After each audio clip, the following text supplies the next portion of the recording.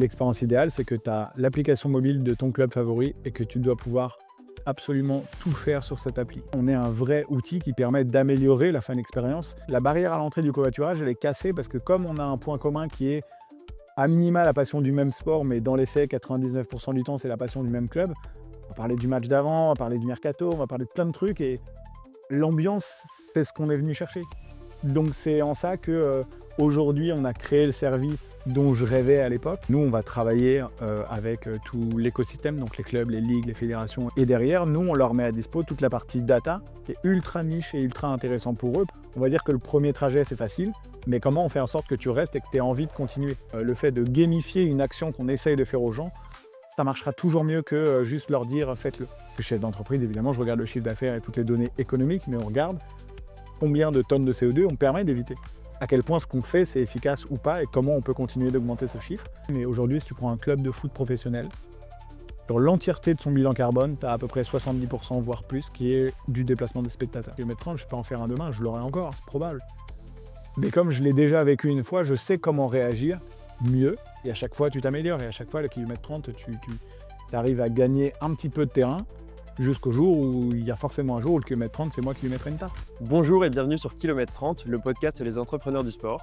Je suis Victor Amias et aujourd'hui, je reçois Romain Lauvergnat, le fondateur de Stadium Go. Cet épisode, il est passionnant parce que Romain nous plonge au cœur de la fan expérience. On décrypte en fait comment on transforme le trajet au stade en un véritable levier d'impact et de lien social. On comprend vraiment dans cet épisode que Romain est très motivé par l'impact. L'impact social, l'impact environnemental, l'impact dans l'industrie du sport. Mais au-delà du business, Romain nous livre aussi un récit sans filtre sur la réalité de l'entrepreneuriat et les sacrifices financiers, psychologiques, personnels à faire pour pouvoir entreprendre. On parle aussi de son marathon et de la façon dont il a réussi à dompter son kilomètre 30 grâce à la préparation mentale. C'est un échange authentique où on parle d'impact, de sport, évidemment de foot, puisque c'est un grand passionné. Bref, c'est un épisode passionnant. Je vous en dis pas plus et je vous souhaite une très bonne écoute. Hello Romain. Salut Victor. Ravi de t'accueillir sur Kilomètre 30, dans un lieu un peu particulier. Aujourd'hui, première fois à Marseille. Première et pas la dernière, j'espère. Merci pour ton invitation. J'espère. Ravi de te rencontrer, de t'accueillir dans ce lieu. Est-ce que tu peux me dire comment ça va d'abord Tu m'as parlé de ton marathon, tu as couru ton premier marathon récemment. Comment ça s'est passé? Écoute, déjà ça va pas mal. Ça va pas mal, on finit l'année tranquillement. 1er marathon, grosse expérience. C'était un des objectifs de l'année 2025 de tester et jauger ce que c'était cette distance-là, et assez satisfait. J'ai vécu la course exactement comme je m'y attendais, donc en souffrant, évidemment, beaucoup. Le fameux kilomètre 30 dont on reparlera, je l'ai mangé, en pleine tête. Mais c'était cool, une belle expérience, même si je suis pas un adepte de, viser, des temps, des perfs absolument et cetera, et que je suis plus à vivre les expériences. J'avais quand même en tête, une ligne, un temps, et en partant de la maison, je te l'ai dit avant qu'on commence à enregistrer, j'avais noté le temps exact que je voulais faire et je l'ai fait, voire un peu moins. Donc trop cool et c'est notamment dû à pas mal de travail que j'ai fait, les mois d'avant, que ce soit pour, l'entreprise, pour, le sport et cetera avec Marine qui est préparatrice mentale et qui m'a éduqué un peu sur ces trucs-là de, cohérence cardiaque, visualisation et cetera. Je suis pas du tout un expert, mais en tout cas, j'ai appris des petits exercices de, comment tu peux visualiser, ta course idéale, ton rendez-vous idéal, avant un rendez-vous business, ce genre de choses et ça marche.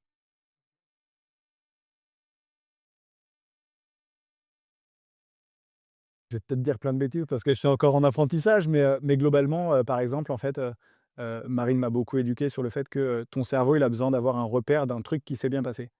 Donc par exemple, on s'est basé sur une autre course que j'avais fait, que c'était bien passé de A à Z, et en fait, tu éduques ton cerveau notamment avec, alors j'ai plus le terme exact, mais tu définis un geste repère que tu vas faire au moment où tu veux dire à ton cerveau de se rappeler exactement de l'état dans lequel tu étais à ce moment-là.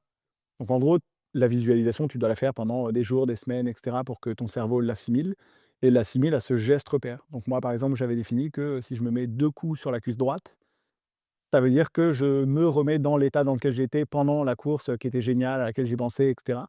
Et tu as plein de petites techniques comme ça que tu peux développer et que j'apprends, aux côtés de Marine qui sont vraiment très, très cool. Ok, hyper concret. OK, trop cool. Tu as parlé du kilomètre 30. Effectivement, ça va être un sujet qu'on va peut-être aborder, mais on se le réserve peut-être pour tout à l'heure. Hem, est-ce que tu peux te présenter Romain, dire, qui tu es? Carrément. Moi, je suis Romain, je suis un jeune entrepreneur, dans le sport et la tech, qui a vocation notamment à mettre, toute son énergie au service du sport et de l'impact, puisqu'on y reviendra, les thématiques de l'impact, c'est quelque chose qui me touche beaucoup et avant ça, je suis développeur de métiers, d'applications mobiles, sites web et cetera, ce qui, on pourrait y revenir, m'a quand même pas mal aidé dans le début de l'aventure.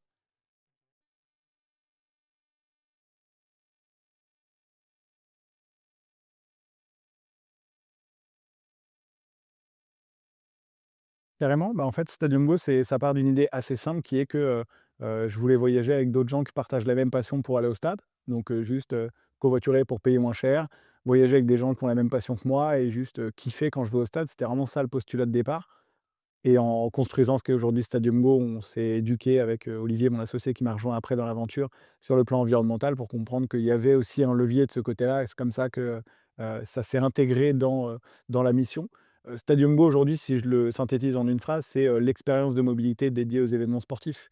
Donc on accompagne, tous les événements sportifs et culturels, parce qu'on a aussi, élargi le spectre, depuis, à, encourager et faire la promotion du covoiturage pour, faciliter la venue au stade, renforcer la fan expérience qui, contrairement à ce qu'on peut dire parfois, ne commence pas une fois sur le lieu de l'événement, mais bien, bien, bien en amont et participer à l'objectif global de réduction de l'empreinte carbone du sport. C'est un peu ce Mmh. qu'on fait aujourd'hui. Donc là, vous êtes, classé dans la catégorie fan expérience quand on classe un peu les boîtes dans le sport, c'est En ça? fait, on est un peu à la croisée des chemins de la fan expérience, l'impact. On mêle un peu les 2 sujets parce que finalement, notre service permet de réduire l'empreinte carbone du sport parce que c'est mathématique. Si tu mets moins de voitures sur la route, bah, l'empreinte carbone associée, elle diminue aussi, proportionnellement. Mais de l'autre côté, ouais, on est un vrai service de fan expérience parce que, c'est profondément dans l'ADN et c'est profondément pour ça, à la base, que j'ai créé Stadium Go. C'était purement égoïste parce que j'en avais besoin, moi. C'était que, je suis convaincu, comme je te le disais juste avant, que la fan expérience, elle démarre à l'instant même où tu vas te dire: «Je vais aller à cet événement». À ce moment-là, elle a déjà démarré et donc naturellement, il y a un moment où tu vas te dire: «OK, j'ai acheté mon billet, j'ai passé l'étape de la billetterie, comment j'y vais?» Et donc comment j'y vais? Le covoiturage est une des solutions qui peut te permettre d'aller, avec tous les avantages que ça comporte, au stade, par exemple. Et donc à travers ça, on est un vrai outil qui permet d'améliorer la fan expérience et d'utiliser certains leviers dont on pourra parler après pour, encourager le covoiturage, mais aussi le récompenser à travers, la mise à disposition de récompenses, de choses, d'avantages concrets pour, encourager les gens à continuer toujours plus. OK. Avant Stadium Go, comment vous allez les gens du coup? Avant Stadium Go, c'était mon cas, hein, on utilisait tous, BlaBlaCar et compagnie de covoiturage, assez classiques. Mais c'est ce que je disais tout à l'heure, c'est qu'il manquait la dimension, il manquait 2 choses. La première chose qui manquait, c'était que, bien souvent, pour l'avoir fait moi, donc j'ai longtemps habité Paris, je supporte l'OM. Donc le covoiturage, c'est ce qui me permettait de payer moins cher pour aller au stade. Parce qu'à l'époque, les trains Ouigo et cetera étaient pas aussi développés. Je te parle de ça en 2010, 2011, À 2012, enfin l'ancienne. à l'ancienne vraiment, tu vois? Heu et donc à ce moment-là, souvent tu étais déposé à une gare de péage, un métro et cetera et tu devais cumuler les moyens de transport pour aller au stade. Ça, c'est le premier point qui était quand même relativement pénible. Donc là, nous, aujourd'hui, bah, comme tout le monde est identifié comme allant au même événement, tu arrives directement sur le lieu de l'événement, ce qui est fondamentalement beaucoup plus pratique. Le deuxième truc finalement, c'est que moi, je voulais voyager avec des gens qui ont la même passion que moi parce que je suis dans justement dans cette fan expérience de je suis dans mon moment, je vais au stade, j'ai envie de le vivre pleinement et j'ai pas envie, et c'est arrivé dans certains covoiturages, de tomber avec des gens qui, eux, n'aiment pas le foot et ils en ont bien le droit, mais qui du coup sont pas dans le même mood, tu vois? Le trajet, il va se mal vivre. Alors qu'aujourd'hui, dans un covoiturage sur Stadium Go, bah, la barrière à l'entrée du covoiturage, elle est cassée parce que comme on a un point commun qui est à minima la passion du même sport, mais dans les faits, 99 du temps, c'est la passion du même club. On va parler du match d'avant, on va parler du mercato, on va parler de plein de trucs et l'ambiance, c'est ce qu'on est venu chercher. Donc c'est en ça que, aujourd'hui, on a créé le service dont je rêvais à l'époque. Mais à l'époque, ouais, le covoiturage classique faisait quand même bien le taf et il le fait encore certainement pour une part de la population qui ne recherche pas forcément ces trucs-là. Ouais. Ça t'est arrivé de covoiturer avec des supporters de l'équipe adverse du coup? Ça m'est déjà arrivé, ouais. Supporter de l'équipe adverse, ouais, je crois que c'était pour un je me demande si c'était pas un OM3, parce que j'habitais à Paris, donc Paris 3 c'était pas loin. J'étais qu'avec des Troyens Mais c'est cool parce que le covoiturage casse un peu ce truc de, il y a l'adversité et cetera. Évidemment qu'elle est là et si on perd, Vous n'êtes pas adressé je la sais que parole du trainer. le trajet retour, il va être compliqué. Mais néanmoins, il y a ce petit truc, cette petite alchimie qui fait que ça se passe bien. Donc, mais ouais, j'ai eu des expériences avec des supporters adverses. J'ai eu, parce que j'utilise moi-même Stadium Go fréquemment, je covoiture souvent avec les gens, nos utilisateurs. Donc, j'ai plein de souvenirs, plein d'anecdotes mémorables avec eux. C'est trop cool. OK. C'est quoi ton meilleur souvenir en covoit, Euh, ou un souvenir marquant, quoi? J'en ai plein. Le dernier trajet un peu long et marquant, et j'insiste sur le long parce que c'était un Chartres-Dortmund aller-retour. Waouh! Donc ça fait à peu près 15 heures de bagnole. Tu as le temps d'apprendre à connaître les gens. Et pour le coup, c'était cool parce que c'était un père de famille avec ses 2 enfants, son beau-frère et en fait, bah, typiquement, moi, je suis supporter de l'OM et on a parlé pendant, des heures de leur passion, du PSG et à quel point ils allaient au Parc des Princes et cetera, la rivalité PSG-OM. Donc au final, tu arrives à te raccrocher sur le fait que vous avez la même passion quand bien même vous ne supportez pas le même club et au final, le trajet, de 15 heures, il passe, même s'il est long, je vais pas mentir, il passe quand même un peu mieux parce qu'on est dans la bonne ambiance et qu'on parle de choses qu'on aime. Ouais, trop stylé. OK. Tu fais des rencontres, j'imagine avec des personnes que tu as limite, envie de garder comme potes, Ça arrive, ouais, ça arrive. Nos tout premiers utilisateurs, Théo et Valentin, donc je te parle de ça en 2019, sont devenus potes parce qu'ils ont covoituré sur Stadium Go, c'était les tout premiers. J'imagine qu'on a créé plein d'autres amitiés, on a des témoignages comme ça. On n'a pas encore, je l'espère, avoir, des couples, des bébés et cetera. Ouais. Mais à ma connaissance, on n'en a pas encore. Mais oui, de toute façon, le covoiturage, c'est le meilleur lieu de rencontre, enfin un des meilleurs lieux de rencontre à mon sens, puisque, à partir du moment où tu es enfermé dans une voiture avec potentiellement 4 autres personnes, bah, il y a forcément un moment où vous allez vous parler. Peut-être que vous avez rien en commun et cette fois-ci, ça marchera pas, mais peut-être que vous allez faire des rencontres merveilleuses et que ça restera, des amis, voire plus. Ouais, totalement. Hem, Est-ce que du coup, tu peux m'expliquer le modèle, derrière Stadium Go? De de ce que je comprends et tu me dis si je me trompe, il y a vraiment la partie, B2C où tu veux attirer des utilisateurs qui cherchent un moyen de transport pour, aller supporter leur équipe et derrière la partie, B2B peut-être qui est cachée, qui est pas forcément visible aux yeux des utilisateurs finaux, mais qui est, peut-être, centrale dans vos revenus aujourd'hui. C'est un mix des 2, c'est ça? Tu as à peu près tout dit. C'est totalement un mix des 2. On a commencé avec le modèle, B2C, donc grand public, application mobile, plateforme, Stadium Go, qui existe encore et à travers laquelle tu peux organiser ton covoit vers à peu près 6 000 événements à l'année. Essentiellement des sports co, mais de temps en temps, on a des sports, nautiques comme le Vendée Globe, des, sports, automobiles, des rallyes jeunes, des choses comme ça. Mais effectivement, ce qui aujourd'hui est notre cœur de métier, notre vrai savoir-faire, c'est de construire des expériences de covoiturage et même plus largement de mobilité pour les organisations sportives. Donc concrètement pour, toutes les personnes qui écouteraient ce podcast, aujourd'hui, on va créer des plateformes de covoiturage, par exemple pour la Fédération française de football avec qui on travaille. Donc nous, on devient en ce sens un prestataire technique. On va construire l'expérience, on va s'occuper de la personnaliser parce qu'évidemment, c'est un service qui va être personnalisé totalement aux couleurs de l'événement et cetera. Parce qu'il y a 2 choses à avoir en tête et qui font que ça marche aussi bien.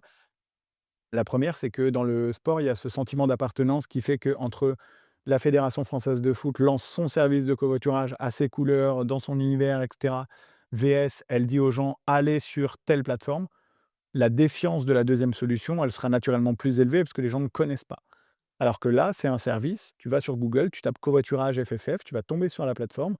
Il y a le petit logo en bas à droite pour dire que c'est nous, mais sinon, aux yeux des gens, Stadium Go n'existe pas et c'est ce qui fait que ça fonctionne. Blanche du coup? Marque blanche totalement et c'est ce qui fait que ça fonctionne puisqu'en plus derrière on a développé tout un tas de choses qui font qu'on va et c'était l'objectif parce que c'est ce qui fait que ça marche mieux, intégrer pleinement le service de covoiturage dans l'univers de l'organisation au même titre que, le merchandising, la billetterie et cetera donc sans rentrer dans des détails techniques trop chiants mais par exemple, on va se connecter avec le SSO donc si tu as un compte sur, fff.fr, tu vas pouvoir te connecter avec les mêmes identifiants sur le service de covoiturage. Donc on vient gommer une première barrière à l'entrée. Puis pour l'organisation sportive, on va aussi, connecter la plateforme de covoiturage avec leur CRM pour que je sache que, OK, j'ai ta fiche, client, supporter à toi, Victor et tes infos perso et cetera, tout ce qu'une organisation sportive peut avoir de base. Mais je vais avoir aussi quelle est ton activité, quelles sont tes habitudes de mobilité quand tu viens au stade pour voir, l'équipe de France A, masculine, féminine, les espoirs et cetera et en ce sens, je vais pouvoir te pousser davantage de communication et d'offres qui vont être pleinement adaptées. Donc on aide aussi à, l'ultra personnalisation basée sur des données réelles Et le dernier point derrière ça, c'est qu'on a aussi volontairement construit ce qui à la base était comme juste une plateforme de covoiturage. Aujourd'hui, on l'a imaginé et pensé pour être un nouvel asset de sponsoring. Donc on fait rentrer les partenaires et les sponsors de ces organisations-là, pardon. Par exemple, la fédé de foot, c'est Volkswagen qui est, dans l'équation et donc à travers un service qui est utile pour les gens, on va créer une nouvelle sorte d'activation de marque autour du partenariat qui fait qu'ils peuvent raconter une nouvelle histoire, encore une fois et j'insiste là-dessus, à travers un truc qui est concret et utile derrière. Il y a une vraie utilité de, on va aider les supporters à aller au stade, d'une meilleure manière. OK, trop stylé. Ça veut dire que là, c'est un modèle là, ce que tu décris, c'est B2B2C? C'est un peu ça, mais économiquement parlant, on est sur un modèle B2B, on est quasiment sur un modèle SaaS. Ouais, OK. Donc là, c'est un modèle SaaS, c'est-à-dire que c'est un abonnement, les Totalement. partenaires vont payer pour ce service mensuellement. Les transactions du coup qui sont effectuées, par exemple, tu payes un conducteur, ça marche comment? C'est du volume qui est assumé par vous ou c'est assumé par le partenaire, ça? C'est assez simple. Alors, la première partie, effectivement, tu as raison, c'est un abonnement, c'est payé par, l'organisation sportive, son partenaire. Ensuite, sur la partie, transaction, donc les réservations de trajet, il y a, la première partie qui va être, quand toi, Victor, tu vas proposer un trajet, la plateforme va te conseiller quel est le bon prix parce que ceux qui ne bossent pas dedans ne le savent pas, mais il y a des lois autour du covoiturage, donc il y a un barème kilométrique que tu ne dois pas dépasser. Tu peux pas un conducteur ne peut pas faire tout et n'importe quoi, c'est faux. Déjà ça, c'est le premier point. Et le deuxième point, donc une fois que tu as proposé ton trajet avec ce prix-là, moi, passager, je vais payer ça plus 1 € de frais de réservation. Les 1 € de frais de réservation servent juste à équilibrer les frais que nous-mêmes, on va avoir à chaque fois qu'il y a une transaction. Une fois que tu as effectué le covoiturage, comme sur n'importe quelle plateforme de ce type, toi, conducteur, on a fait le trajet, tu vas recevoir sur ton compte bancaire l'argent que tu as demandé au départ pour le trajet. On se laisse un avis, tout le monde est content et on recommence à chaque fois. OK, OK, trop stylé. Hem, Quand on le regarde comme ça, le fait de limiter la friction pour l'utilisateur, donc que ce soit, directement en marque blanche, pour vous, j'imagine que ça a solutionné, pas mal de problématiques d'acquisition ou peut-être que je me trompe. Est-ce que tu peux me décrire comment vous allez chercher les gens, comment vous vous faites connaître pour avoir plus d'utilisateurs? Heu, un peu à l'image de Blablacar, tu vois? Même si vous, du coup, vous êtes sur du niche et ça apporte pas la même valeur, c'est clair. Comment vous allez chercher les nouveaux utilisateurs? Par plein de manières différentes et la différence, je rebondis là-dessus parce que tu parlais de Blablacar, la différence fondamentale entre la manière dont Blablacar va le faire ou d'autres plateformes vont le faire et nous, c'est que nous, on va travailler, avec, tout l'écosystème, donc les clubs, les ligues, les fédérations et cetera, pour se servir de leur canal de communication leurs canaux de communication pour aller toucher ces audiences. Autrement dit, sur Stadium Go, donc la plateforme grand public, on fait bien souvent, et on en a aujourd'hui plein, des dizaines de partenariats avec des clubs qui vont, communiquer sur la solution pour dire à leurs supporters: «Il y a une offre de covoiturage qui est dispo, regardez, covoiturez». En face de ça, et on pourra rentrer dans le détail plus tard, on met en face, la possibilité pour ces clubs de créer leur programme de récompense, d'incitation et cetera pour que les gens se prennent au jeu et derrière, nous, on leur met à dispo toute la partie data qui est ultra niche et ultra intéressant pour eux parce qu'ils vont avoir plein de data sur quel est le comportement des gens les jours de match qui viennent en voiture, d'où ils viennent, quelle est la distance qu'ils parcourent, quel est le temps moyen qu'ils passent, combien de temps ils arrivent avant le début du match. Plein, plein, plein de données qui sont hyper riches pour un organisateur d'événements. Il y a même des clubs qui se rendent compte à travers nous que les gens qui viennent en voiture en utilisant le covoiturage sont dans ce qu'ils appellent une zone de chalandise autour de la salle ou du stade, un petit peu plus large que ce qu'ils pensaient. Donc il y a plein de data comme ça qu'on met à dispo. Mais donc sur la partie Stadium Go, il y a le levier club qui vont communiquer entre guillemets «pour nous» ou «avec nous». Le deuxième, c'est notre communication propre, donc organique, Instagram, les réseaux sociaux, tout ce qu'il y a de plus classique, mais aussi, pas mal de campagnes de pub sur Meta. On a notamment testé pas mal ce modèle, ces 2 dernières années avec, un succès qui est quand même là, même si, ça coûte beaucoup d'argent. Il faut être en capacité de beaucoup, beaucoup investir pour avoir un retour sur investissement qui est suffisamment cohérent. Mais ces 2 leviers-là sur, Stadium Go aident plutôt pas mal et en fait, Stadium Go est aujourd'hui, on le considère un peu comme notre laboratoire, dans le sens où quand on va lancer une plateforme, l'une des dernières qu'on ait lancées, c'est avec la Ligue de foot suisse pour les 22 clubs, donc une grosse plateforme Sur cette plateforme-là, nous, on va ensuite individuellement accompagner les clubs justement sur comment tu communiques, qu'est-ce que tu peux mettre en place et comment tu peux faire pour créer cet usage et cette communauté. Donc finalement, ça passe encore une fois par des conseils en communication qui ont l'air très bêtes, mais qui ont du sens. Typiquement, aujourd'hui sur Stadium Go, un covoiturage, il est réservé généralement à J-4 de l'événement.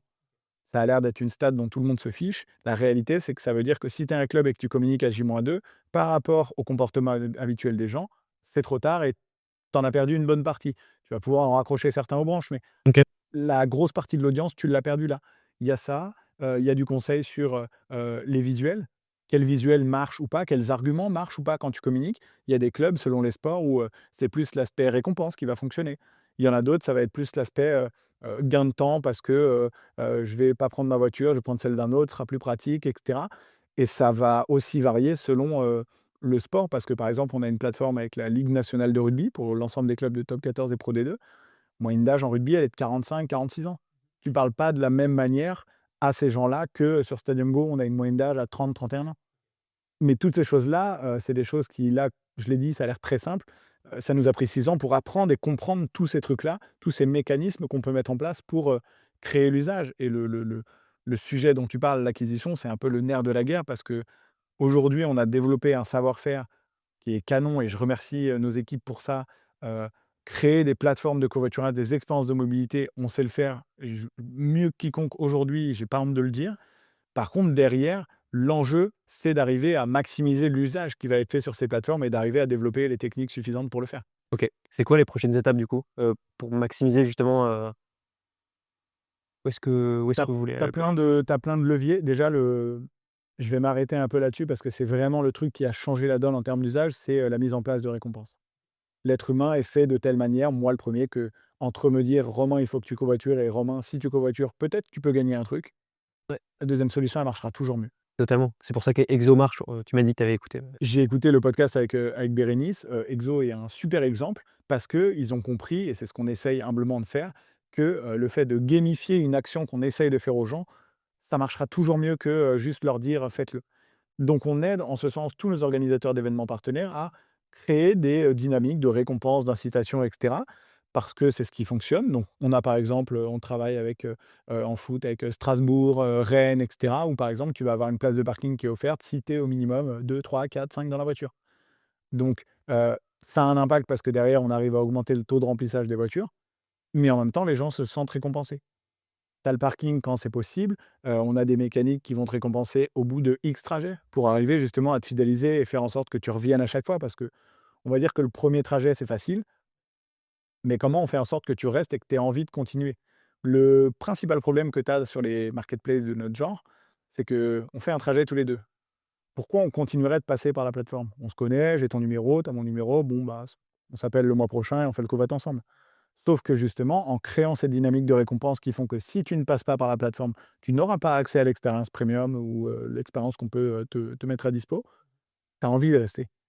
Donc le parking, ça marche bien. On a des dynamiques de réduction à la billetterie, à la boutique. Ce qui marche très bien et qu'on fait avec beaucoup de partenaires, c'est aussi l'accès à des expériences que tu ne peux pas t'acheter parce qu'elles ne sont pas commercialisées. Donc tu es tiré au sort pour accéder au bord du terrain à l'échauffement. Quand il y a un partenaire, par exemple Volkswagen ou Toyota avec la Ligue de foot suisse, bah, le partenaire va te faire vivre une expérience en t'offrant le prêt d'un véhicule sur un week-end ou ce genre de choses. Trop cool. Et le dernier exemple en date qu'on a lancé avec la Ligue suisse, c'est qu'en fait, plutôt que de dire aux gens: «Tu covoitures, tu vas gagner un truc, à chaque fois», ce qui pervertirait un peu la pratique et c'est pas l'objectif. Ouais, Là, par exemple, on a lancé un challenge du, 1er septembre au 31 décembre.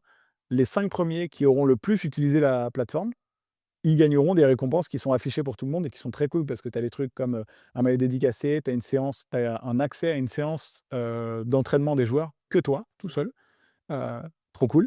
Donc tu as vraiment des expériences canon, et on sait que ça marche et on sait que c'est cohérent parce que typiquement ce classement des 5 meilleurs utilisateurs, il est pas visible du public, OK et tu ça vois? augmente, Bah, ça ça fait fait que, l'usage quoi? si tu voyais le classement, tu te dis: «Ouah, c'est bon Victor, moi je suis premier. J'utilise plus la plateforme, je sais que j'ai trop d'avance sur les autres». Sauf que là, comme le classement est pas visible, ce qui se passe, c'est que les gens continuent naturellement d'utiliser à chaque fois qu'ils vont au stade, le covoiturage, voire même peut-être qu'ils y vont un peu plus qu'ils y auraient été parce que la possibilité de gagner un truc les excite suffisamment pour, et tant mieux. Et à la fin de l'année, début 2026, il y a 5 personnes qui auront une jolie surprise parce qu'ils seront dans les 5 premiers, mais ils le sauront que sur le moment voulu. Trop stylé. OK. Ouais, j'avoue que c'est un bon moyen incitatif. Hem, Tu parles de fédération, donc d'énormes organisations. Comment on approche ces organisations-là? En combien de temps on conclut un deal? À combien de personnes on parle? Comment ça marche? C'est qui décide dans les fédérations? J'ai l'impression que ça peut être intéressant d'en parler parce que ça peut paraître opaque. On parle de la fédération, de façon générale. Et globalement, c'est très différent d'un sport à l'autre, d'une fédé ou d'une ligue à l'autre et cetera. Ça peut aller très vite comme être très, très long. Généralement, faut quand même retenir que ça prend du temps, clairement. Nous, là où ça a été «facile» entre guillemets de rentrer en contact avec tous ces gens, c'est qu'il y a un truc qui s'est passé, au tout début de l'aventure, donc en fin 2019, je crois qu'on l'a annoncé janvier 2020. C'est notre premier partenariat avec la ligue de foot professionnelle et donc le fait de dire au tout début de l'aventure, enfin que la LFP, je me rappelle très bien, la LFP a fait un communiqué de presse en disant: «On s'associe à Stadium Go». Ça a mis un espèce de tampon de crédibilité de: «C'est un truc sérieux, on peut y aller». OK. Et pour le coup, je remercierai jamais la LFP d'avoir fait ça parce que ça nous a beaucoup servi et preuve en est qu'on travaille toujours ensemble 6 ans après. Et donc ensuite, ça a donné lieu à, des prises de contact de la part de l'écosystème sport, donc des clubs, des ligues, des fédérations et nous aussi à l'inverse, quand on a contacté ces gens, il y avait déjà un espèce de tampon de crédibilité qui faisait que c'était plus simple d'entrer en contact. Néanmoins, ça prend du temps, pour te donner un ordre d'idée, la Fédération française de foot, mes premiers échanges avec eux datent de février 2020. On a lancé le projet en mars 2023. Ça te donne un peu la Ouais, temporalité. un La bond de 3 ans, quoi. temporalité, elle est faussée parce qu'il y a eu le Covid qui est passé entre les 2. Donc il faut quand même enlever ça. Mais néanmoins, c'est des projets qui prennent du temps. Ça prend du temps parce que, et je le comprends en soi, même si, en fait, ce qui est un peu parfois de notre côté, côté, entrepreneur, heu, chiant, disons-le, c'est que notre réalité temporelle et économique n'est pas la même que celle d'une fédé, d'une ligue ou d'un club. Donc le but, comme on ne parle pas vraiment le même langage à ces 2 niveaux-là, c'est d'arriver à trouver le bon ajustement pour à la fois essayer de faire comprendre à ces acteurs qu'il y a une réalité qui est la nôtre et qu'on ne peut pas se permettre que ça prenne trop de temps. Donc il faut qu'on arrive rapidement à parler aux bonnes personnes, à celles qui décident, à, parler concrètement de est-ce que c'est un sujet de, court, moyen, long terme et cetera pour se projeter et de l'autre côté, ce qui est parfois dur et ça a été notre cas je pense, d'arriver à absorber le fait que, c'est des grosses machines donc elles ne bougent pas en claquant des doigts et le lancement d'un nouveau service pour une fédération, c'est pas, on claque des doigts, on lance un nouveau truc et il y a pas d'impact derrière. Ça concerne potentiellement, 4, 5, 6 services et le fait en plus, comme je te disais en tout début, qu'on soit à la croisée de la fan experience, de l'impact et cetera, on concerne encore davantage de pôles dans toutes ces, organisations-là, que ce soit des clubs, des ligues et des fédés. Donc il y a pas de recette miracle. Nous aujourd'hui, il y a des projets qui se sont lancés très rapidement. Là, par exemple, le projet suisse, alors très rapidement, ça dépend de l'échelle de chacun, mais pour nous, ça s'est fait assez rapidement puisqu'on s'est parlé en avril et que le projet a été lancé en septembre. OK. Donc il y a eu toutes les étapes de, on discute, on négocie, on y va, on construit le projet, ça sort. Sachant que c'est un gros projet qui implique 22 clubs et l'entièreté d'une ligue finalement. Ouais. Donc c'était assez cool. Là où il y a des projets qui ont mis peut-être 18 voire 24 mois à se faire. Mais c'est le jeu et c'est un peu un jeu d'équilibriste, l'entrepreneuriat de toute façon, Ouais. d'arriver à jauger et sentir et puis après, aujourd'hui on a 6 ans, Stadium Go, on a fêté les 6 ans cet été. On a aussi plus de visibilité, heu, de réalité sur, comment fonctionne le mode du sport. On a appris, nous on vient pas du tout du monde du sport, ni moi, Mmh. ni Olivier, mon associé qui était dans le groupe SoPress avant, sur les magazines SoFoot et cetera, donc déjà un peu dans le sport, mais on savait pas exactement comment fonctionne ce fameux sport business. Une fois que tu as compris un peu plus les rouages et cetera, je pense que c'est un peu plus simple de l'appréhender. Tu as parlé d'impact et je pense que c'est un mot, très fort pour toi. Déjà peut-être, je veux bien que tu m'expliques pourquoi l'impact c'est important pour toi et puis, concrètement comment vous mesurez cet impact, peut-être environnemental, sur votre service? Carrément, très bonne question. Pourquoi l'impact, c'est important pour moi? Je pense que j'ai toujours aimé faire des choses qui ont du sens et qui peuvent avoir de l'impact. Donc de l'impact, ça peut être, dans une relation, dans la manière dont tu parles à quelqu'un, et cetera. Si tu me demandes un conseil, le conseil que je vais te donner, j'essaye de faire en sorte qu'il ait un peu d'impact sur toi, qu'il te serve à quelque chose. En fait, je pense que j'ai profondément envie que je fais, ce que je dis, et cetera, ça serve. Donc en ça ait de l'impact et donc l'impact, on comme je disais qu'avec Olivier, on a compris que la mission pouvait être de réduire l'empreinte carbone du sport. Aujourd'hui, c'est pleinement dans l'ADN et je me suis moi-même éduqué sur le plan environnemental et cetera et donc aujourd'hui, j'ai envie que tout ce qu'on fait à travers Stadium Go puisse avoir, à notre échelle, un impact sur le sport français, voire international. C'est ce qu'on fait au quotidien et c'est pour ça que, un des indicateurs clés qu'on regarde, je suis chef d'entreprise, évidemment, je regarde le chiffre d'affaires et toutes les données économiques, mais on regarde combien de tonnes de CO2 on permet d'éviter. À quel point ce qu'on fait, c'est efficace ou pas et comment on peut continuer d'augmenter ce chiffre. Et donc, ça rejoint ta deuxième question qui est, c'est bien beau, mais comment on mesure tout ça? Et donc, on mesure ça avec un partenaire qui s'appelle Samy. C'est une boîte française aussi, parce qu'on n'a pas la compétence, nous, et on n'a pas vocation forcément à l'apprendre, parce que c'est scientifique, c'est long, c'est etc. Donc, on a appris beaucoup à leur côté et on travaille toujours ensemble depuis 6 ans maintenant pour, en d'autres termes, permettre à nos utilisateurs, nos clients, partenaires, etc., de savoir concrètement combien de tonnes de CO2 ils évitent grâce à leur covoiturage. Mais aussi, on essaye beaucoup de sensibiliser les gens parce que, par exemple, si je te dis que toi, avec tes covoits, tu as économisé 1 tonne de CO2, tu as à peu près aucune idée de ce que ça représente. C'est que c'est bien à peu près, mais tu sais pas trop à quoi ça représente. Et donc, Samy nous aide aussi à éduquer les gens sur, par exemple, je peux te dire que ça fait X ballons de foot, que ça fait X litres de café. Te donner un peu une idée de concrètement, est-ce que je peux m'imager un peu à quel point j'ai eu un impact ou pas, justement. Et donc, avec eux, on a développé une petite calculette, un petit algorithme propre à nous qui fait que bah, dans ton profil, toi, Victor, tu vas renseigner la marque de ta voiture, si c'est un diesel, hybride, essence, etc. Et donc, on va affiner le calcul pour avoir le chiffre le plus proche de la réalité, même s'il ne sera jamais exact à la virgule près, mais de concrètement ce qu'on a pu éviter jusqu'à maintenant. OK, donc tu mesures, ce que tu as évité et aujourd'hui, d'un point de vue peut-être plus macro, qu'est-ce que ça représente en termes d'émissions, les déplacements des fans? Aujourd'hui, c'est un vrai problème puisque si tu prends, alors c'est une moyenne, mais aujourd'hui, si tu prends un club de foot professionnel, sur l'entièreté de son bilan carbone, tu as à peu près 70 voire plus, qui est du déplacement des spectateurs. Et non, je pense que Et donc, personne a trop idée de cette stat-là, quoi. ceux qui bossent dans le sport, oui. Le supporter ou la supportrice moyenne qui vit juste sa passion, je pense qu'il en a pas idée et soit c'est normal qu'il en ait pas idée, mais justement, c'est aussi à nous, au club, aux ligues, à toutes ces organisations-là, de sensibiliser les gens, mais sensibiliser de la bonne manière. Parce que moi, ce qui m'a toujours un peu dérangé, c'est que globalement, quand on parle d'écologie, que ce soit à la télé, dans les médias, peu importe, c'est chiant. C'est chiant, c'est alarmiste, ça fait peur aux gens et donc les gens ne veulent pas s'y intéresser. Là, ce que nous, on essaye humblement de faire, il y a d'autres boîtes qui le font très bien comme, Nolt, et cetera, qui sont aussi sur des sujets d'impact, qui vont, faire vivre un truc cool. Donc par exemple, nous, on essaye de te faire vivre une expérience qui est cool. Tu vas voyager avec d'autres gens passionnés, tu vas aller au stade, tu vas vivre ta passion et à la fin de ce truc-là, on te dit, sans t'en rendre compte, tu as permis d'éviter un peu de CO2 et de participer à l'effort collectif, vers lequel on doit tendre. Si tu recommences, bah, c'est trop cool parce qu'on continue à aller vers cette mission.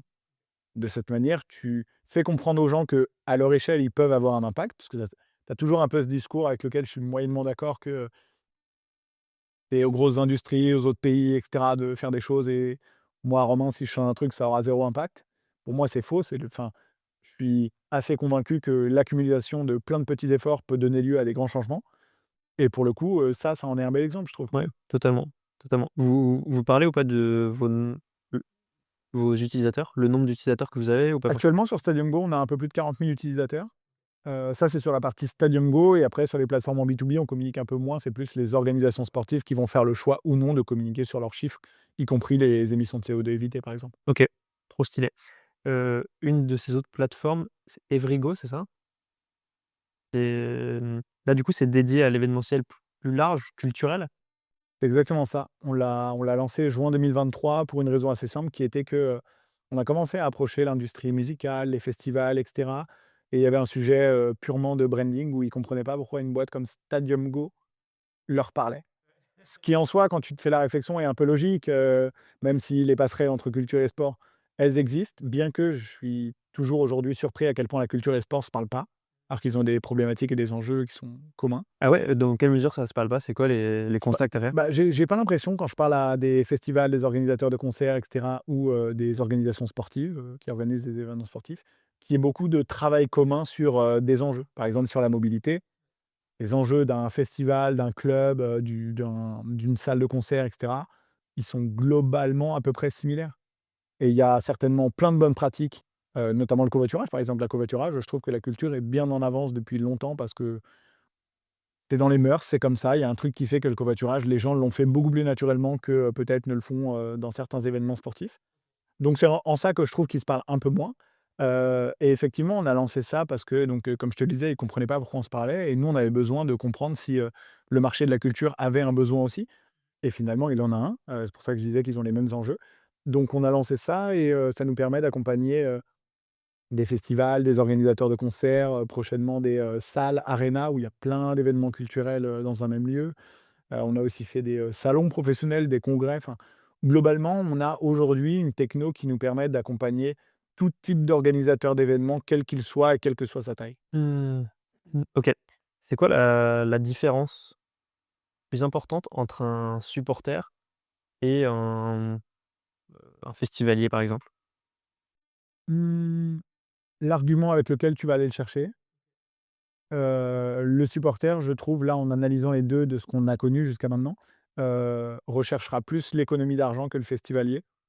Là où le festivalier va plus, être orienté, praticité et cetera. Donc, si tu lui facilites la vie, qu'il peut aller, à son festival, plus facilement, sans se prendre la tête, avec des gens cool et cetera, il ira. Mais c'est pas forcément l'argument, pécunier qui va jouer. Aussi peut-être parce qu'une festival, c'est une fois par an. Les supporters, on a des hardcore users qui nous utilisent, toutes les 2 semaines pour les matchs à domicile. Donc eux, bah, plus tu leur fais économiser d'argent, plus ils peuvent continuer d'aller au stade et nous, c'est un peu ce qu'on essaye de faire, de leur dire, «Il faut que tu continues à vivre ta passion aussi intensément que possible, mais de la bonne manière». Donc en ça, déjà, les 2 publics sont assez différents et puis après, il y a des différences aussi dont je te parlais tout à l'heure. Ça va être, sur la moyenne d'âge et cetera. C'est pas les mêmes publics. D'un festival à l'autre, tu prends, un Hellfest ou, un festival Beauregard avec, qui on travaille en Normandie, par exemple. C'est pas du tout les mêmes publics parce que c'est pas du tout la même musique. Donc il y a vraiment plein de spécificités et c'est pour ça que le modèle en marque blanche fonctionne aussi bien. C'est qu'on va vraiment se mettre dans les baskets de l'organisation pour comprendre qui est son public et qu'est-ce que son public va attendre du service qu'on est en train de construire pour que ça colle au mieux. Adapter le message et tout, quoi. OK. Hem, Si on regarde d'un point de vue, concurrence maintenant, c'est concurrentiel, votre marché? Ça l'est depuis qu'on s'est lancé. Ouais. Avant, il y a d'autres boîtes qui se sont lancées avant nous. Je me rappelle d'une boîte, qui s'est arrêtée pendant le covid, qui elle, venait créer des applications mobiles en plus de celles des clubs, dédiées au covoiturage. OK. Et ma lecture du sujet, j'ai jamais pu échanger avec eux encore, mais, c'est que justement dire aux gens de télécharger une deuxième app, de se recréer des identifiants et cetera, ça marche pas parce qu'aujourd'hui on est tous hyper connectés et qu'on veut, en 2 clics accéder au service. Heu Il y a une autre boîte qui existait et qui existe toujours, mais depuis, il y a eu beaucoup de en fait, le covoiturage est très comment dire? Il y a beaucoup d'acteurs différents sur plein de petites niches différentes. OK. Tu vas avoir un acteur qui va se lancer sur le covoiturage, événementiel privé. Tu en as un autre, ça va être que sur l'événementiel, culturel, l'inverse de ce qu'on a fait nous, et qui aujourd'hui va essayer de s'étendre sur le sport parce que finalement, tu te rends compte quand tu as commencé par l'un ou par l'autre qu'il y a des similitudes. Tu en as qui se sont lancés sur le sport et qui existent. Donc aujourd'hui, ouais, il est très très morcelé le marché du covoiturage événementiel. Je mets de côté volontairement, le covoiturage du quotidien ou le covoiturage classique.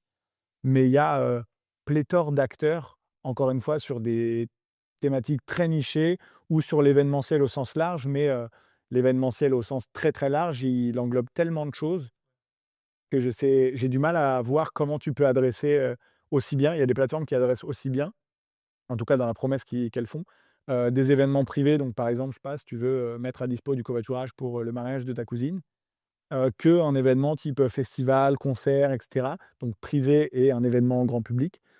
Et ça, pour moi, c'est 2 besoins totalement différents sur lesquels, par exemple, c'est compliqué d'imaginer une offre globale packagée qui va répondre à tous les besoins. Ouais, OK. Hyper intéressant.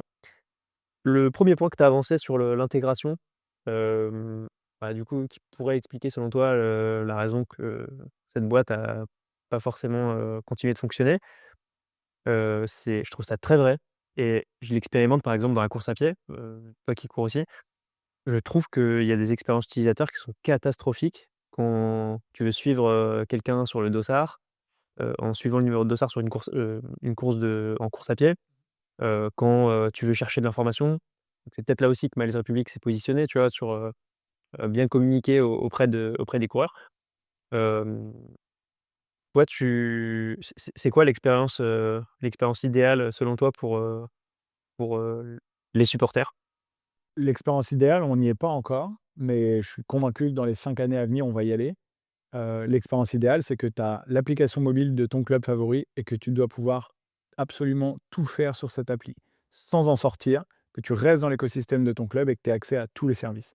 Donc tous les services, ça veut dire que la billetterie, elle y est déjà la plupart du temps, mais encore aujourd'hui, parfois la billetterie, tu sors de l'appli, tu vas ailleurs parce que c'est un prestat externe ou autre, mais aujourd'hui, avec les technos qu'il y a, tu peux tout imbriquer dans une app et globalement en mettre le service. Tu dois avoir, le service de mobilité, tu dois avoir, le merch, tu dois avoir tout l'univers du club, voire même je pense qu'un jour l'application mobile deviendra ton billet. Tu auras plus de billets en PDF, tu auras tout directement dans l'appli, et je pense que c'est le meilleur moyen de un renforcer la relation qu'une organisation sportive peut avoir avec son public et 2 de renforcer à quel point le public va vivre une expérience cool. Parce que mine de rien, toute cette partie digitale, elle est pleinement dans ce qu'on appelle la fan expérience. La fan expérience, c'est pas juste que tu vis sur le site ou, entre chez toi et le stade, d à l'intérieur du covoiturage, du trajet et cetera. C'est toute cette phase digitale qui est englobée dans la fan expérience et pour le coup, on a encore un gros travail à faire pour que, aujourd'hui, comme je disais, on est tous hyper connectés. On est tous, je m'inclus dedans, feignants. Donc on veut l'information, tout crue, là, je peux y accéder en 10 secondes et donc si tu fais en sorte que si je reviens sur le sujet de la mobilité et du covoiturage, je suis supporter de l'OM, j'ouvre l'app de l'OM. Si à l'intérieur de ça, tu me mets un service qui fait que, comme j'ai déjà mon compte, je suis déjà connecté, je peux directement organiser mon trajet pour le prochain match sans sortir de là et avec un service proposé par le club, 99 de chances que ça marche. C'est pas une solution miracle, mais c'est déjà tu viens casser une barrière à l'entrée de globalement, on l'a testé sur certaines organisations sportives parce qu'il y a des contraintes techniques ou si, de son côté, elle n'a pas ce qu'il faut, on n'est pas en mesure de se connecter. Bah, quand les gens doivent recréer un compte et cetera, déjà ça crée des frictions parce que les gens, dans leur tête et c'est à ce moment-là qu'on a compris qu'il y avait ce sujet-là. Il y a des gens qui, nous écrivaient, parce qu'on gère aussi la partie, customer support, donc on reçoit tous les messages du SAV. «J'ai essayé de me connecter avec mes identifiants billetterie, ça marche pas». Et là, du coup, toi, tu leur réponds: «Bah, ça marche pas, mais parce que c'est normal» et cetera. Mais quand tu en as un, bon, tu te dis: «Ouais, OK, c'est vrai». Quand tu as tous les jours des dizaines de messages qui parlent de ça, tu te dis: «Ouais, effectivement, c'est cohérent, mais du coup, il faut qu'on intègre la possibilité de». Donc c'est notamment tous ces messages-là qui ont donné lieu à une de nos features clés aujourd'hui sur le produit, qui est qu'on est en capacité de connecter à peu près n'importe quel SSO, Single Sign-On, ça s'appelle pour les techs. Bah, du coup, ça nous permet de s'intégrer pleinement dans l'univers de ton club ou même de ton organisation ou de ton festival. OK, OK, clé du coup. Hem, autre sujet, j'aimerais bien savoir ce qui te s'il y a des boîtes qui t'inspirent. J'aime bien prendre de la hauteur sur les marchés, voir ce qui se fait peut-être à l'étranger. Quand on voit un peu la Sportec aux US qui est massive, il y a des innovations, de fou et des boîtes, qui sont, peut-être beaucoup plus grosses qu'en France. Comment est-ce que tu regardes ça toi? Et est-ce que tu as peut-être des exemples? Alors tu pas obligé, hein, mais est-ce que tu as je sais pas, des trucs que tu te dis, «C'est inspirant, c'est cool à regarder»? Hem, j'ai pas forcément de nom en tête, notamment à l'étranger, mais je regarde beaucoup, effectivement la Sportec aux US ou même la Sportec en Australie, très, très, très développée aussi. Grosse structure et effectivement, il y a plein de trucs inspirants que tu peux retrouver dans des newsletters et cetera, donc je me documente beaucoup, je regarde beaucoup ce qui se fait ailleurs parce que un, ça peut être inspirant pour nous, boîte française, pas que moi sur le covoiturage, mais écosystème Sportec au sens large, ça peut être inspirant. 2, il y a parfois, même très souvent des choses qui arrivent aux US et qui arrivent bien, bien, bien plus tard en France, parce qu'on a toujours un peu de retard, donc ça peut aussi donner à des entrepreneurs français des idées de comment on pourrait faire évoluer les choses et puis à l'inverse, je pense que, il y a plein de choses qu'on fait bien et dont les US peuvent s'inspirer, enfin même les US ou même nos copains européens peuvent s'inspirer. Là, comme ça, j'ai pas de boîte en tête. Enfin, je suis un peu chauvin, donc les seules boîtes que j'aurai en tête, c'est que des boîtes qui sont dans mon univers, donc l'univers français. Mais oui, oui, il y a beaucoup, beaucoup de projets à l'étranger, un peu partout. Notamment, j'en avais vu une passer, mais je serais incapable de te retrouver le nom. C'était un truc en Inde autour du cricket, parce que le cricket, c'est le sport numéro un. Et c'était une boîte qui avait lancé, je me souviens plus exactement ce que faisait le service, mais c'était un truc autour du cricket et pas des fans, mais plus de la pratique en elle-même, et qui avait l'air d'avoir un développement, une croissance assez incroyable. OK, OK. Et si tu regardes hors sport, hem, des marketplaces, des trucs, Ouais, par contre, des apps qui peuvent être cool? marketplace, pour le coup, je passe beaucoup de temps dessus pour, heu, regarder, comprendre ce qui a été fait, pourquoi ça marche pas, comment nous on pourrait, s'inspirer, d'eux. Heu, il y a un produit dont je me suis toujours un peu inspiré, mais avec nos moyens parce qu'on joue pas dans la même cour, c'est Airbnb. Pour moi, c'est un des produits les plus aboutis en termes de d'UX, en termes de, la manière dont c'est fait. Alors, c'est critiquable en plein de points, le côté marketplace, commission abusive et cetera et cetera. Mais si tu raisonnes en product, vraiment la le cœur de la manière dont c'est conçu, c'est brillantissime. Donc, ouais, les marketplaces, je regarde pas mal. Je regarde aussi évidemment les acteurs du covoiturage, en France, mais aussi à l'étranger, parce qu'il y en a à l'étranger, au UK, en Hollande, en Espagne et cetera. Pour voir un peu pareil ce qui se fait, quelle est leur dynamique. Là dernièrement, j'étais, rendre visite à des entrepreneurs que je connais au Maroc. J'étais avec, Hicham qui est un des mecs qui a une boîte dans le covoiturage au Maroc. Pareil, on regarde un peu comment c'est fait, on se rencontre, on se parle pour savoir un peu quelles sont aussi les différences de marché et comment, à la fois, nous, on pourrait pénétrer un nouveau marché, comment eux, s'intéressent à la France ou pas. Enfin, il y a beaucoup, beaucoup de choses à regarder et à comprendre pour toi-même t'aider avec, potentiellement, parce qu'il y a quand même beaucoup de newsletters, beaucoup de contenu et cetera, devenir un peu boulimique de contenu et à force d'avoir trop de contenu, mais ça reste hyper intéressant et enrichissant. OK. Tu as parlé de l'international, ça peut être cool de l'aborder, donc France, Suisse, pour l'instant c'est France et Suisse, c'est ça? Et écoute, le podcast tombe bien parce qu'on a lancé avant-hier un nouveau projet au Portugal, qui est donc, officiellement le troisième pays, qu'on attaque aux côtés de la ligue portugaise.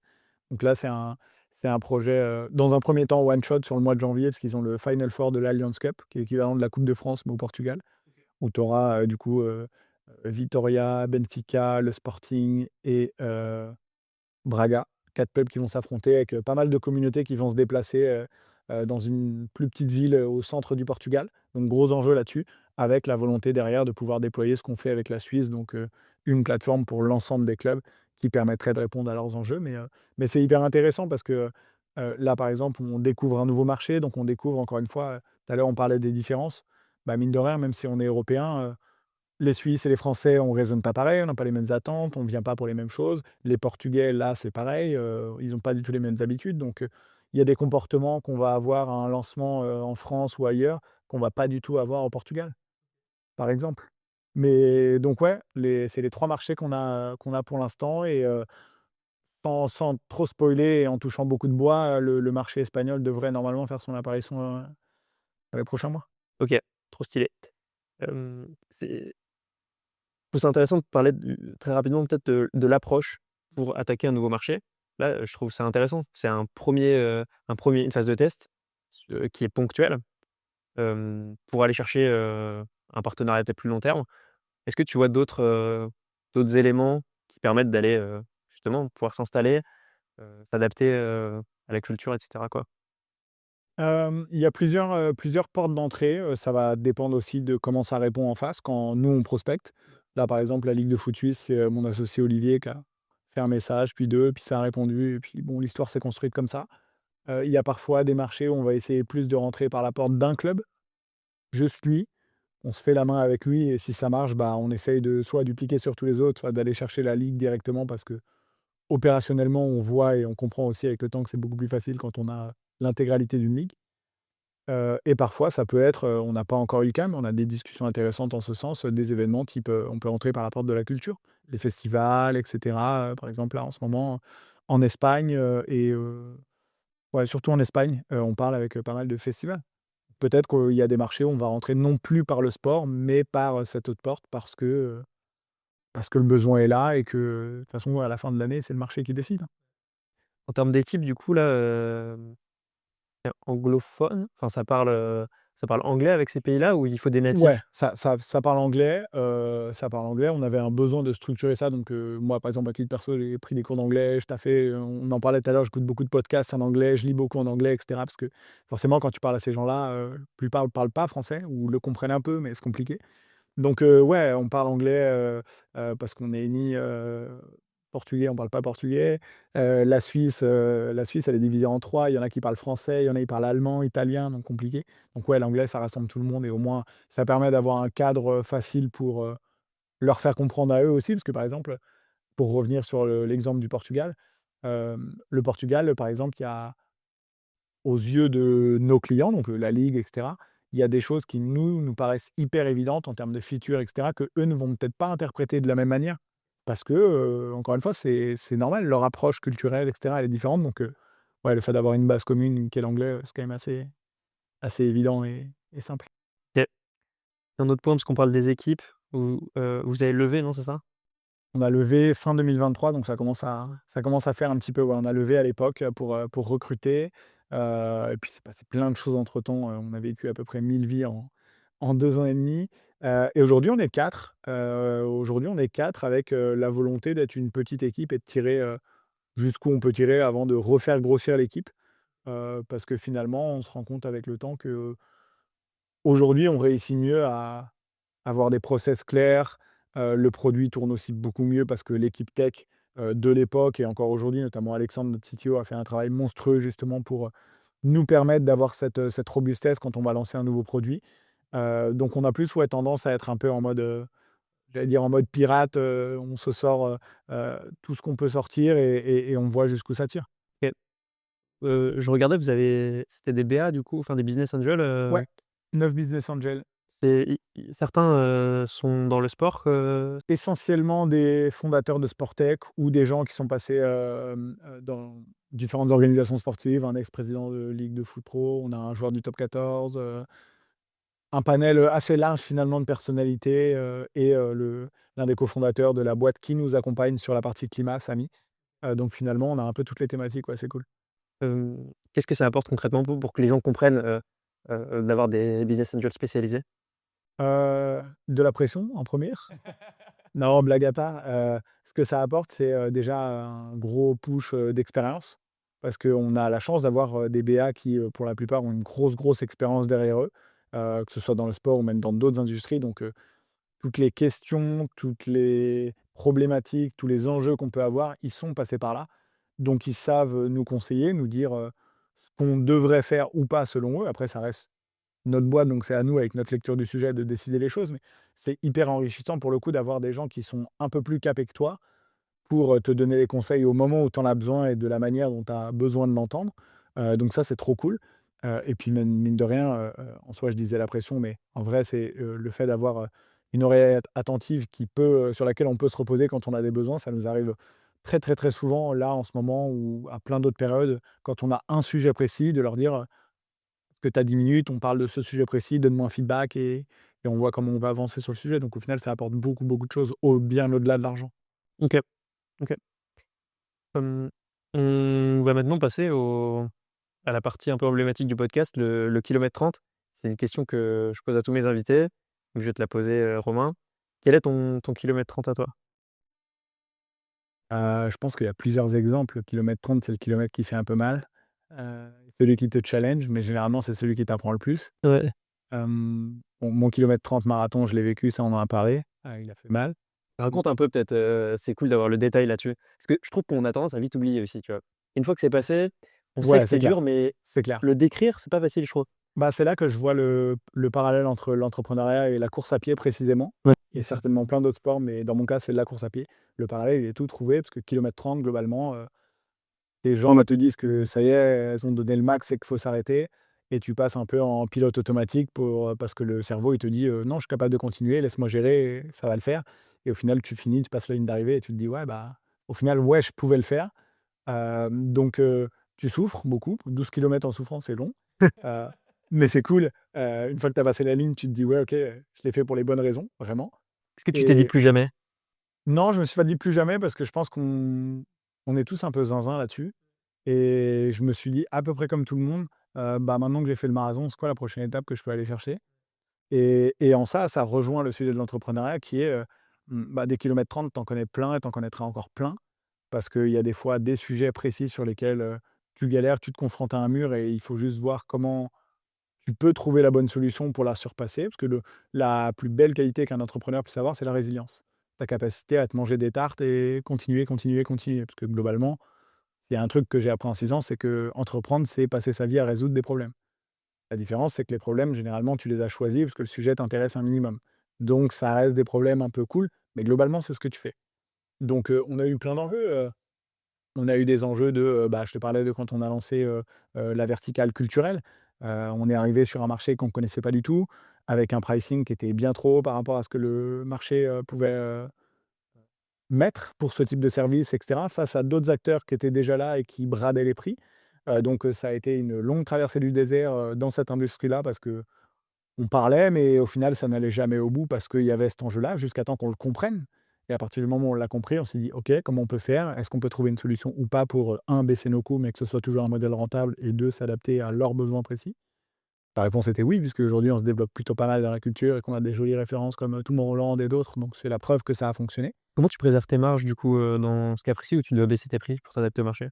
Bah, déjà, on essayait à l'époque de vendre un truc, hyper complet, packagé avec, justement, le SSO, le truc machin. Alors que dans l'industrie musicale, il y a des fonctionnalités dont ils se fichent pas mal, en réalité. Et dans l'industrie musicale, il y en a qui veulent un truc vraiment très simple de juste: «Je veux permettre à mes festivaliers d'utiliser le covoiturage». Simple, point, terminé.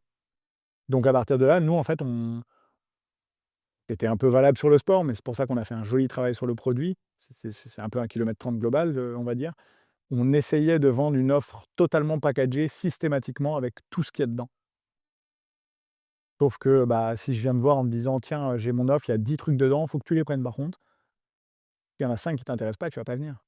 Alors qu'aujourd'hui, on a vraiment une base solide, un socle commun qui est le même pour tout le monde parce que c'est le minimum à avoir pour que ça fonctionne. Mais derrière, on a un peu, on va dire, une offre à tiroir où tu viens prendre ce que tu veux, tu payes en fonction, mais au moins tu as le service qui est, totalement, basé sur, ce que l'usage va être des gens parce que encore une fois, on se repose sur leur connaissance terrain qu'on n'a pas nous. Donc ça a été un des exemples où, bah, tu lances un truc, tu es tout excité, tu te dis: «Ouais, trop cool, ça va marcher, on va aller dans l'industrie musicale, on va prendre, 15-50 festivals d'un coup». Et au final, tu es là en mode, «Ouais, ça intéresse personne». Et là où on essaye de se challenger, on se challenge au quotidien en tant qu'entrepreneur, je pense, c'est sur ta capacité à comprendre vite les choses et réagir encore plus vite. Donc ça, typiquement, c'est le genre de truc où tu le vois, il y a un signal marché, le signal marché te dit que, bah, on adapte l'offre, on essaye et tu fais un ping-pong d'aller-retour. Heu, Aujourd'hui, je te l'ai dit, ce qu'on fait, ce qui porte la boîte, notre cœur de métier, savoir-faire et cetera, c'est de la marque blanche. En février 2020, à la FFF, j'ai dit: «On fait pas de marque blanche». Mais le marché nous a dit: «Moi, ce que je veux, ce dont j'ai besoin, c'est de la marque blanche». C'est de la marque blanche, il s'intègre dans mon univers et cetera. Donc c'est pour ça que encore une fois, des galères, des kilomètres 30 et cetera, on va en avoir plein, mais une fois que tu as vécu ce truc-là et tu vas continuer de le vivre au même titre que le marathon, le kilomètre 30, je peux en faire un demain, je l'aurai encore, c'est probable. Mais comme je l'ai déjà vécu une fois, je sais comment réagir mieux et à chaque fois tu t'améliores et à chaque fois le kilomètre 30, tu arrives à gagner un petit peu de terrain jusqu'au jour où il y a forcément un jour où le kilomètre 30, c'est moi qui lui mettrai une tarte. Mais il y a encore un petit peu de travail jusqu'à là. Écoute, je te souhaite de mettre une grosse claque au kilomètre 30. J'en ai fait plusieurs des marathons, pour l'instant j'ai jamais réussi.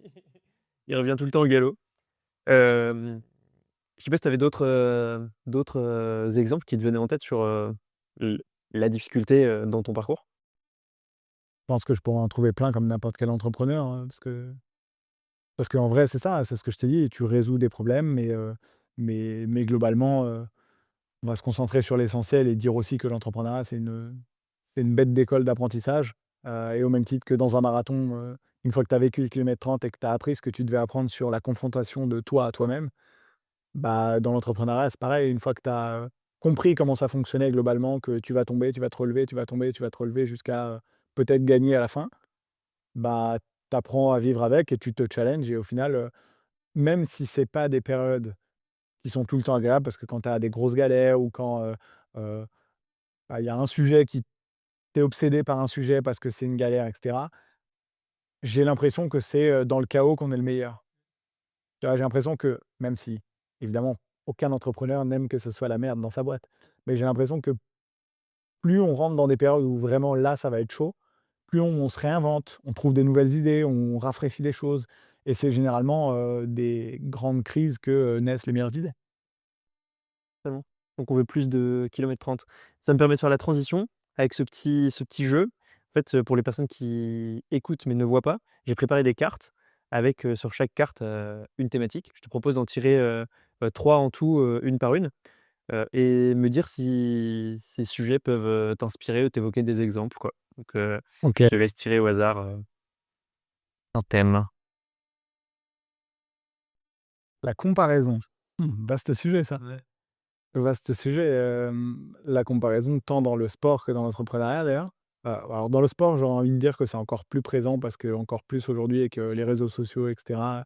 Tu vas faire un premier run, tu regardes les résultats des autres, tu ouvres Strava, tu vois ton pote qui a fait, bien meilleur que toi et cetera et tu te dis: «Bah, au final, c'est pas mon sport, je suis pas bon» et cetera et c'est dur d'arriver à se détacher de ce truc-là, de se dire, «Fais mon sport pour telle raison». Déjà d'arriver à comprendre pourquoi tu fais profondément les choses. Pourquoi tu cours? Pourquoi tu cours, par exemple? Est-ce que tu sais profondément la raison pour laquelle tu cours?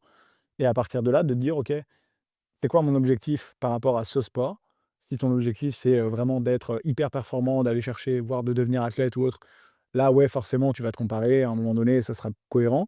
Sinon, juste, fais ton sport, kiffe et arrête de te comparer aux autres parce que le principal, ça fait vraiment très dev perso, mais c'est vrai fondamentalement, mon principal adversaire, celui que je veux battre à chaque fois en sport, c'est moi. Demain, si je fais un autre marathon, celui que j'ai envie de battre, c'est, le Romain qui a fait un marathon là en 2025 et qui a fait ce temps-là.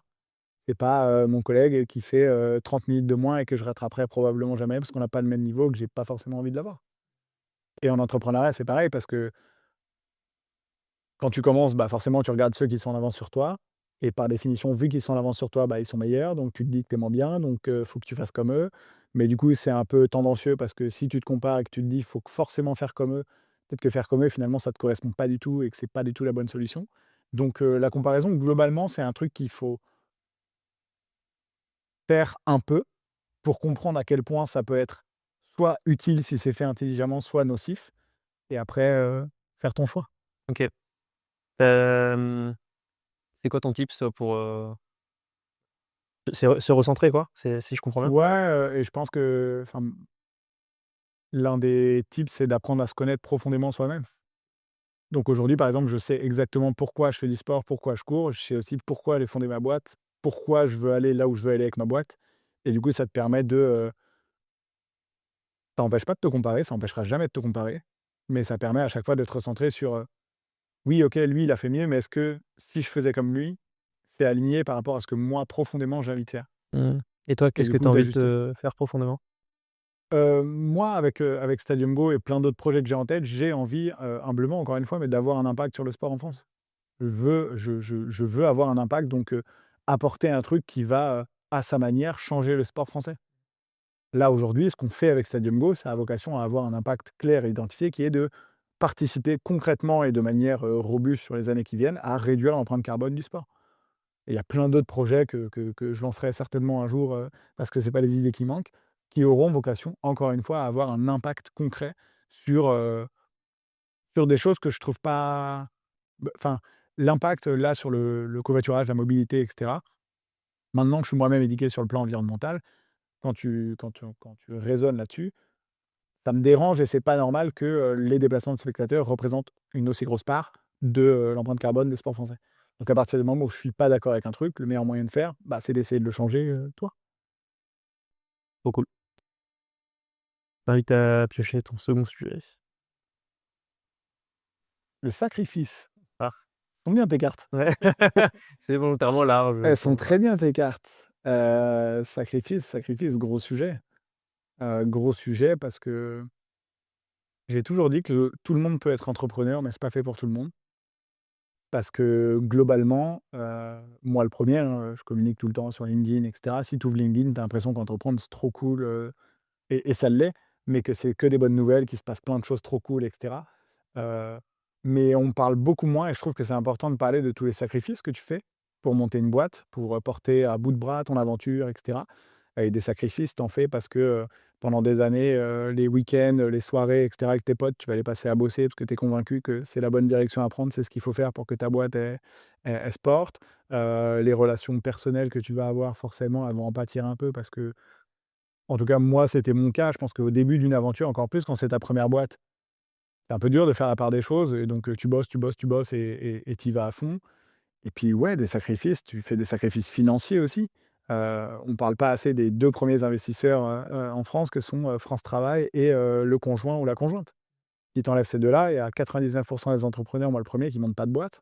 Donc c'est aussi un sacrifice que tu fais sur le plan financier, et cetera. Mais donc il y a 2 réponses à ça. La première, c'est que tu fais un paquet de sacrifices, tu continueras d'en faire et aujourd'hui encore, je fais plein de sacrifices à mon échelle, mais parce que je le veux bien, parce que je l'ai choisi. Mais il faut quand même avoir en tête que quand tu montes une boîte, quand tu es entrepreneur et cetera, il y a quand même des choses que tu vas sacrifier, sinon tu ne pourras pas, tenir sur la durée, c'est une certitude. De l'autre côté, il faut encore une fois arriver à te connaître suffisamment pour savoir ce que tu es prêt à accepter ou non en termes de sacrifice et bah, jauger parce que le but c'est pas, je suis pas en train de dire qu'il faut tout sacrifier si tu Ouais. veux Et entreprendre. combien de temps Pas du aussi tout. peut-être, quoi? C'est vraiment c'est le message, c'est pas: «Si tu veux entreprendre, sacrifie des trucs». C'est pas du tout ça. Néanmoins, si tu entreprends, il y a forcément une période sur laquelle tu vas te sacrifier un peu toi, même, ta vie sociale et cetera parce que juste, c'est prenant de monter une boîte. Ouais. Mais c'est bien, c'est honnête. C'est pas sur LinkedIn qu'on entendra, trop Bah, ça. écoute, quand Quoique, quand le podcast ouais, sortira, je mettrai cet extrait et je parlerai de allez, allez, petite, heu, 3e carte. bah, la critique injuste. OK, critique injuste. Qu'on pourrait recevoir, qu'on pourrait donner? On peut recevoir peut-être? Après si ça te parle pas, tu peux piocher une autre carte, hein. Non, écoute, on va jouer avec les cartes qu'on tire. La critique injuste, écoute, on n'a jamais trop été exposé à ça. Après, à titre perso, je prends pas les choses personnellement, donc quand bien même tu critiques ma boîte, pas grave, hein, a priori, tu seras pas client et bah, ça fait toujours, enfin, ça fait toujours quelque chose, quand quelqu'un critique ce que tu fais. Mais il faut arriver à se détacher de ça et bah, ouais, concrètement, quelqu'un qui critique encore plus de manière injuste, parce que c'est ce qui est marqué sur la carte. Autant on reçoit plein de critiques, on a reçu plein de critiques d'utilisateurs et cetera qui étaient justifiées, donc dans ces cas-là, bah, tu prends contact avec eux, tu prends du temps, tu essayes de comprendre et bien souvent, ils ont vécu une mauvaise expérience pour telle et telle raison, donc ça, tu l'adaptes et ça, j'ai aucun sujet avec. La critique injuste, donc ça va être, ouais, de la critique gratuite, de gens, soit qui aiment pas notre boîte, soit des gens qui sont ça peut arriver, des gens pour qui l'impact, c'est du bullshit et ça sert à rien d'en parler. Soit je reste focus là-dessus et je vais me rendre fou, pour des gens qui seront jamais mes clients, partenaires ou autres. Soit on reste focus sur, ce qu'on essaie de construire avec Stadium Go, on avance et on passe outre et j'ai plutôt choisi cette solution. OK. Bah, sinon c'est un calvaire, de s'arrêter que sur le négatif, quoi. Autant se focus sur le j'ai parlé de sacrifice juste avant, autant se focus sur tout ce qu'il y a de bien Ouais, pour justement compenser avec, les sacrifices que tu es obligé de faire. OK. J'avais une question, qui a plus tant de rapport avec le kilomètre 30 maintenant, que je voulais te poser tout à l'heure et j'ai oublié de te poser.